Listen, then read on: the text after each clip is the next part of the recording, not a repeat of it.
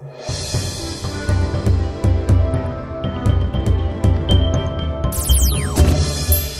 pemirsa, bagaimana kabar Anda? Senang sekali Ni Hao Tiongkok bisa kembali hadir di hadapan Anda.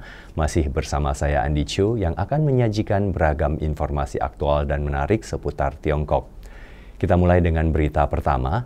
Dalam rangka menyambut Tahun Baru 2024, para ekonom meyakini bahwa ekonomi Tiongkok akan terus pulih dengan ketahanan yang lebih kuat dan kemampuan untuk menangkis risiko dengan peningkatan di sektor properti.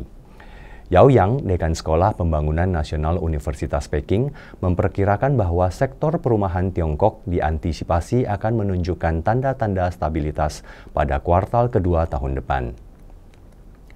Dengan latar belakang pasar real estate yang memainkan peran kunci dalam mendukung ekonomi real Tiongkok, Yao mengatakan bahwa sebuah perubahan dalam ekonomi diharapkan dapat berjalan dengan baik dari perspektif jangka panjang maupun jangka pendek. 有两种思路，一个呢是看长期，一个呢看短期。长期呢，我们应该看供给面，因为这个国家的实力到底有多大，增长的潜力有多大。但是在短期呢，我们得看需求面，需求面呢就是我们通常说的三驾马车：消费、投资、出口。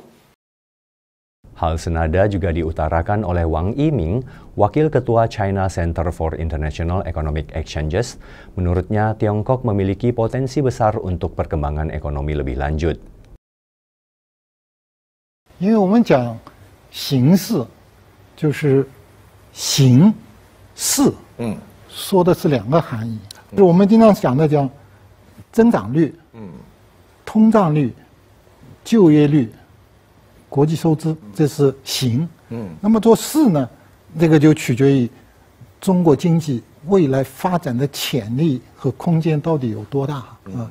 就是我觉得我们人均 GDP 才刚刚达到世界的平均水平，我们离主要经济体那差距还很大。中国经济稳增长的驱动力在哪里？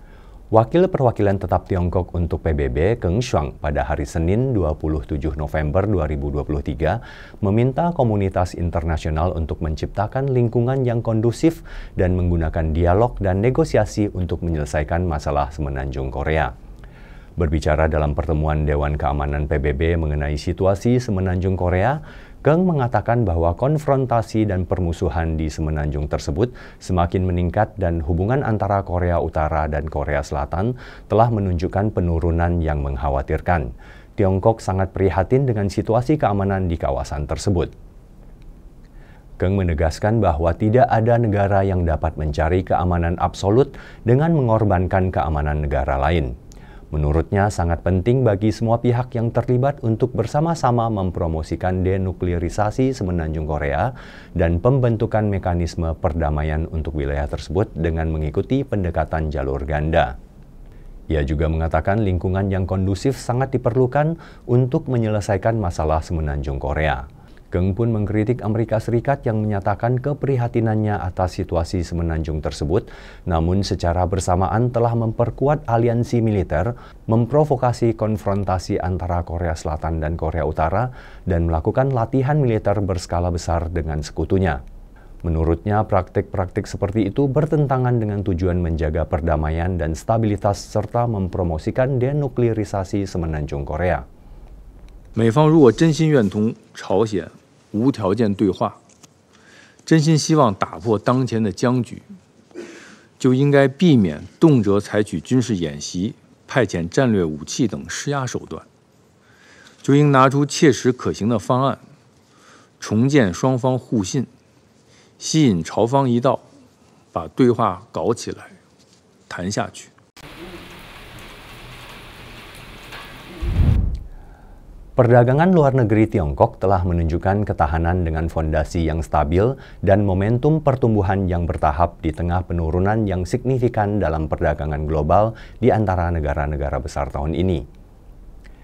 Bisnis e-commerce lintas batas Tiongkok juga telah berkembang pesat di bulan November 2023 dan mencapai puncaknya dalam hal pesanan dari luar negeri. Di kota Hangzhou, Provinsi Zhejiang, Tiongkok Timur, sebuah gudang berikat sabuk dengan arus paket ekspres yang terus mengalir. 高峰时，我们的海外单量比平时增长了10倍。随着4季度外贸旺季的到来呢，我们也在对我们的仓容进行进一步的扩充。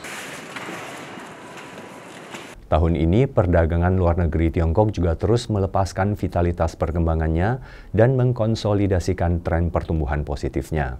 Dari Januari hingga Oktober 2023, total volume perdagangan luar negeri Tiongkok mencapai pertumbuhan positif dari tahun ke tahun. Pada kuartal pertama, kedua, dan ketiga tahun ini, total volume perdagangan luar negeri Tiongkok masing-masing mencapai 9,72 triliun yuan atau sekitar 21.000 triliun rupiah, 10,29 triliun yuan atau sekitar 22.000 triliun rupiah, dan 10,79 triliun yuan atau sekitar 23.000 triliun rupiah. Angka-angka itu menunjukkan peningkatan skala perdagangan yang progresif di setiap kuartal. 今年以来，我国外贸顶住压力，规模保持稳中有进，结构持续优化。从世界贸易组织公布的数据来看， 我国外贸总额，特别是出口额占全球的比重，较去年同期进一步上升，反映出我国外贸较强的韧性和活力。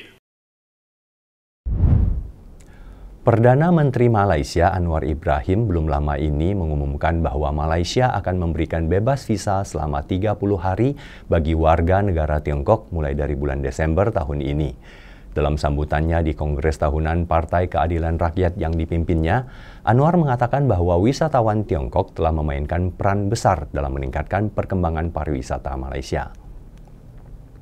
Dia juga mengatakan bahwa langkah tersebut bertujuan untuk merayakan ulang tahun ke-50 pembentukan hubungan diplomatik antara Malaysia dan Tiongkok pada tahun 2024 dan akan mendorong perkembangan pariwisata Malaysia. Anwar pun berterima kasih kepada Tiongkok atas keputusannya untuk menerapkan kebijakan bebas visa sepihak untuk pemegang paspor biasa dari Malaysia. Setelah pengumuman tersebut, pencarian untuk Malaysia meningkat lebih dari 2 kali lipat di platform pemesanan perjalanan online terkemuka di Tiongkok, Qunar. Saat ini terdapat penerbangan langsung antara ibu kota Malaysia, Kuala Lumpur, dengan lebih dari 10 kota di Tiongkok. Selain Tiongkok, negara-negara lain yang akan menikmati kebijakan bebas visa 30 hari terbaru dari Malaysia adalah Arab Saudi, Turki, dan Iran. Wang Zhaohua Chen, instruktur penerbangan aerobatik wanita pertama di Tiongkok dan satu-satunya pilot aerobatik wanita di acara Aero Asia 2023, menentang stereotip pilot sebagai profesi yang didominasi oleh pria melalui keterampilannya yang luar biasa dan dedikasinya yang tak tergoyahkan.